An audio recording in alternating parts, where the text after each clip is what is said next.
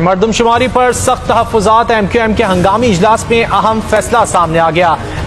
राब्ता कमेटी ने तमाम अरकान असम्बली से इस्तीफे ले लिए। बिस्मिल्लाहिर्रहमानिर्रहीम, इय्याका नअबुदु व इय्याका नस्तईन। आज फिर कराची का सौदा हो गया। MQM ने वोट ऑफ कॉन्फिडेंस में अपना हक अदा कर दिया और यह सौदा पिछले 35 सालों से हो रहा है। मुत्तहदा हो, MQM हो, TSP हो या कोई भी इनके का पार्ट हो, इनका सिर्फ और सिर्फ एक मकसद होता है कि कराची का सौदा किया जाए।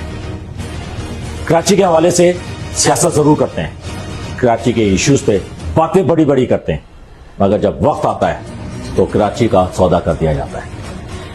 हम PTI इस वक्त कराची की जंग लड़ रही है, सेंसस के हवाले से, कराची में गैस के हवाले से, पानी के हवाले से और कराची के तमाम डोमेस्टिक प्रॉब्लम के हवाले